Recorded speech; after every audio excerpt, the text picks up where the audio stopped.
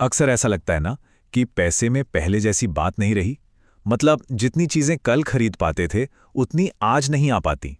तो बस आज हम इसी पहेली को सुलझाने वाले हैं। इसका नाम है मुद्रास्फीति, जिसे हम सब इन्फ्लेशन भी कहते हैं। चाहे महीने के राशन का बिल हो या फिर गाड़ी में पेट्रोल भरवाना, हर जगह ऐसा महसूस होता है कि मानो पैसों की जो ताकत है वो धीरे धीरे कम होती जा रही है। ये एक ऐसा एहसास है जिससे हम सब कहीं ना कहीं गुजरे हैं, है ना? तो इकोनॉमिक्स की दुनिया में इसी एहसास का एक खास नाम है। चलिए आज जरा इसी को समझते हैं कि जब एक्सपर्ट्स मुद्रास्फीति या इन्फ्लेशन कहते हैं तो उनका असल में मतलब क्या होता है। अगर बिल्कुल आसान शब्दों में कहें तो इन्फ्लेशन का सीधा सा मतलब है महंगाई। पर यहाँ दो बातें समझना बहुत जरूरी हैं। पहली, ये जो बढ़ोतरी है ये लगातार होनी चाहिए, मतलब ये एक दो दिन की बात नहीं है। और दूसरी, ये किसी एक चीज की कीमत नहीं है, बल्कि वस्तुओं और सेवाओं की एक पूरी बास्केट की औसत कीमत में होने वाली बढ़ोतरी है। तो सवाल यह है कि आखिर ये कीमतें बढ़ती क्यों हैं। अच्छा, इसे ऐसे समझिए, जैसे किसी पहेली के दो सबसे जरूरी टुकड़े हों। यही दो मुख्य वजह हैं जो मिलकर महंगाई को बढ़ाती हैं। पहला टुकड़ा है डिमांड पुल इन्फ्लेशन, यानी मांग की वजह से बढ़ने वाली महंगाई। सोचिए, बाजार में एक लेटेस्ट फोन के सिर्फ 100 पीस हैं, लेकिन खरीदने वाले 1000 लोग हैं और सबके पास पैसे भी हैं। तो क्या होगा? जाहिर है फोन की कीमत बढ़ जाएगी। बस यही होता है जब अर्थव्यवस्था में सामान कम और पैसा ज्यादा हो। अब आते हैं दूसरे टुकड़े पर, कॉस्ट पुश इन्फ्लेशन, मतलब जब चीजों को बनाने का खर्चा बढ़ जाए। जैसे मान लीजिए पेट्रोल महंगा हो गया, तो अब सब्जियों को मंडी तक लाने का ट्रांसपोर्ट का खर्चा बढ़ जाएगा, है ना? तो किसान और सब्जी वाला ये बढ़ा हुआ खर्च हम लोगों से ही तो वसूलेंगे। बस इसी तरह जब चीजों को बनाने की लागत बढ़ती है तो महंगाई भी बढ़ जाती है। लेकिन सवाल यह है कि ये महंगाई कितनी बढ़ी है, इसका पता कैसे लगाया जाए।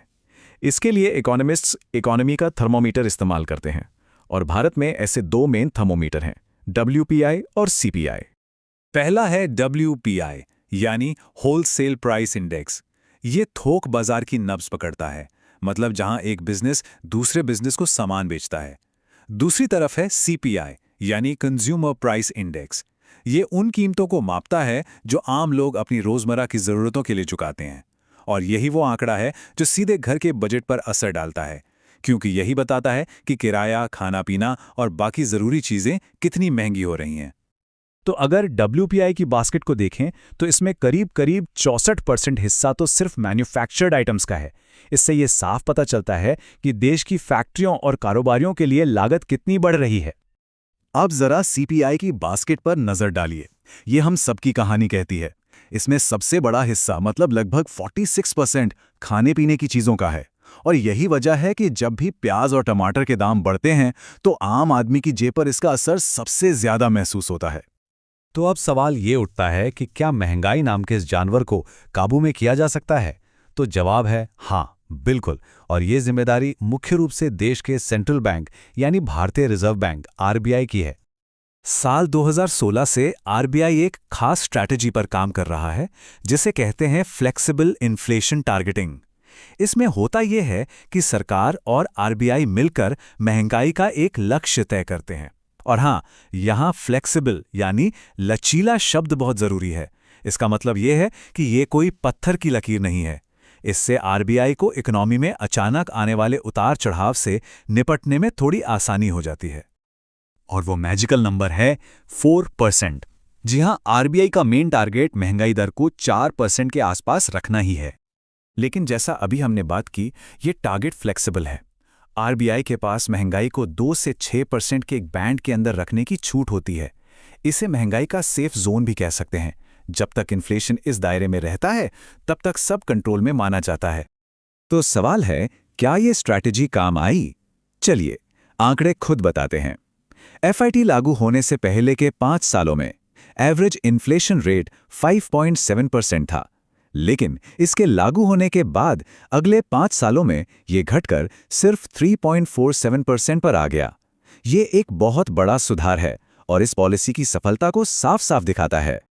अच्छा, ये सब नंबर, इंडेक्स और मुश्किल शब्द, आखिर इनका हमारी जिंदगी से क्या लेना देना है? चलिए अब सीधे मुद्दे की बात करते हैं कि इन्फ्लेशन का असल में हम पर क्या असर पड़ता है। मामला बहुत सीधा सा है। सोचिए, 100 रुपए में आज जितने समोसे आ सकते हैं, 1 साल बाद उतने नहीं आ पाएंगे। इसी को कहते हैं पैसे की परचेजिंग पावर का कम हो जाना, यानी खरीदने की ताकत का घटना। इसके असर कई हैं। पहला, परचेजिंग पावर घटती है, ये तो हम समझ ही गए। दूसरा, ये हमारी बचत को धीरे धीरे खा जाती है। सोचिए, अगर बैंक की एफडी पर 5% ब्याज मिल रहा है और महंगाई 6% है, तो असल में पैसे की कीमत बढ़ नहीं रही, बल्कि 1% घट रही है। तीसरा, इससे देश का एक्सपोर्ट महंगा हो सकता है, जिससे भारतीय सामान विदेशी बाजारों में शायद कम बिके। और आखिरी में, ये निवेश के पूरे माहौल पर भी असर डालता है। तो अब जब हम इन्फ्लेशन के असर को समझ चुके हैं, तो चलिए अपनी इकोनॉमिक वोकैबुलरी को थोड़ा और बढ़ाते हैं। पेश है कुछ मिलते जुलते शब्दों का एक क्विक फायर राउंड। पहला शब्द है स्टैगफ्लेशन। ये किसी भी इकोनॉमी के लिए एक बुरे सपने जैसा है। मतलब एक ऐसी सिचुएशन जहां महंगाई भी आसमान छू रही है, बेरोजगारी भी बहुत ज्यादा है और देश की ग्रोथ भी एकदम ठप पड़ गई है। बहुत ही खतरनाक कॉम्बिनेशन है ये। दूसरा शब्द है डिफ्लेशन। ये इन्फ्लेशन का ठीक उल्टा है, यानी इसमें चीजों के दाम लगातार बढ़ने की बजाय लगातार घटने लगते हैं। और आखिरी शब्द है कोर इन्फ्लेशन। देखिए, इसमें महंगाई की गिनती करते वक्त खाने पीने और पेट्रोल डीजल जैसी चीजों को हटा दिया जाता है। ऐसा इसलिए क्योंकि इनकी कीमतें बहुत तेजी से ऊपर नीचे होती हैं।